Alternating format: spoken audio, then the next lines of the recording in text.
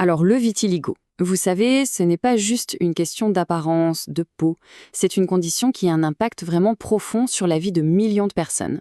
On va donc plonger ensemble dans ce sujet pour bien comprendre ce que c'est et surtout pour voir où se trouve l'espoir aujourd'hui. Ce contraste, visible sur la peau, c'est le quotidien de millions de gens. On parle d'environ 0,5% de la population mondiale.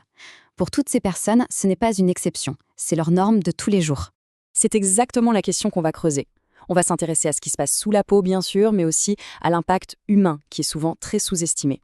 Et puis, on verra les avancées médicales qui sont franchement en train de changer la donne. Bon, commençons par les bases. Pour bien saisir tous les enjeux, il faut d'abord qu'on définisse très clairement ce qu'est le vitiligo.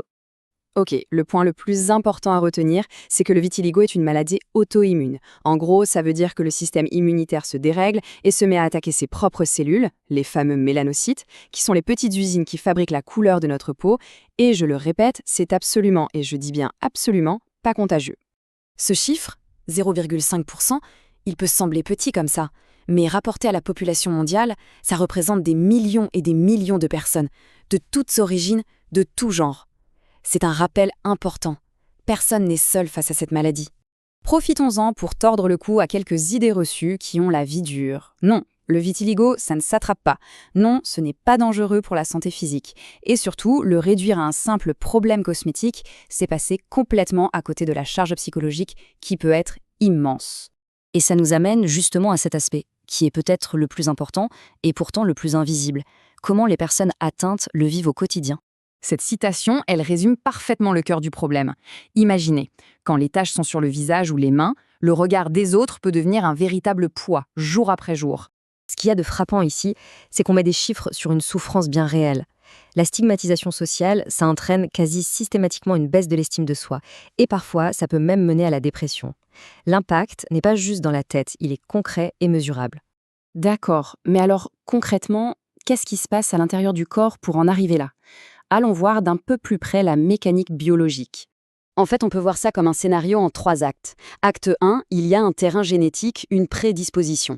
Acte 2, un événement va mettre le feu aux poudres. Ça peut être un gros stress, un coup de soleil très violent. Et acte 3, la machine s'emballe. Le système immunitaire se trompe de cible et commence à détruire les mélanocytes. Il faut aussi savoir qu'il n'y a pas un seul vitiligo, mais 2 grands types. Le plus courant, c'est le non segmentaire. Les taches apparaissent de façon symétrique, à droite et à gauche du corps. Et puis, il y a le vitiligo segmentaire, qui lui va se concentrer sur une seule zone, d'un seul côté. Et maintenant, la partie qui donne vraiment de l'espoir, les traitements. Parce que oui, le discours a radicalement changé ces dernières années. Cette phrase du professeur Passeron, elle dit tout. C'est un vrai changement de mentalité. On est loin de l'époque où l'on disait aux gens « Désolé, il n'y a rien à faire ». Aujourd'hui, on sait qu'agir, c'est possible. Et là, attention, c'est un point absolument capital. Si de nouvelles taches apparaissent ou si les anciennes s'agrandissent, on parle de vitiligo actif. Et ça, c'est une urgence thérapeutique. Pourquoi ? Parce que c'est beaucoup, beaucoup plus simple de stopper une poussée que d'essayer de recolorer une tache qui est là depuis des années. Il faut aussi être réaliste. Les traitements, ça prend du temps. On parle de 6 à 24 mois.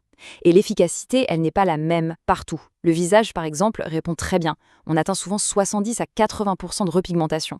Pour le corps, on est plutôt autour de 50%.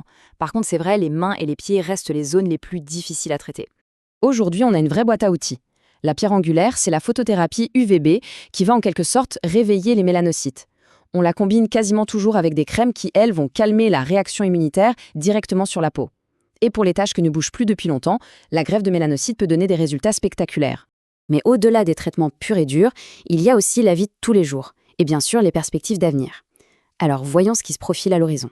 Un conseil tout simple mais fondamental, la protection solaire. La peau blanche n'a plus son filtre naturel contre les UV, donc elle brûle extrêmement vite. Et puis, il y a un autre avantage. En évitant de bronzer sur la peau saine, on diminue le contraste avec les zones blanches, ce qui les rend moins visibles. En attendant que les traitements agissent, ou pour ceux qui le souhaitent, le maquillage correcteur est un outil incroyable. Et ce n'est pas juste caché, pas du tout, c'est un moyen de reprendre le contrôle de son image, de retrouver confiance en soi. Ça peut vraiment changer la vie. Et pour finir, regardons vers l'avenir. Parce que, sincèrement, la recherche sur le vitiligo n'a jamais été aussi dynamique et prometteuse qu'aujourd'hui. La vraie révolution, ce sont les inhibiteurs de JAK. Ce sont de nouvelles molécules, en crème et bientôt en comprimé, qui ciblent le mécanisme de l'attaque immunitaire avec une précision quasi chirurgicale. L'objectif n'est plus seulement de réparer les dégâts, mais bien d'empêcher la maladie de revenir. C'est un changement de paradigme complet. Alors oui, on peut le dire, entre une meilleure compréhension de la maladie, des traitements de plus en plus ciblés et des innovations de rupture qui arrivent, on est vraiment à l'aube d'une nouvelle ère. La prise en charge du vitiligo est en pleine transformation et avec elle, c'est un espoir immense et très concret qui renaît pour des millions de personnes. Abonnez-vous pour 5 minutes de médecine chaque jour.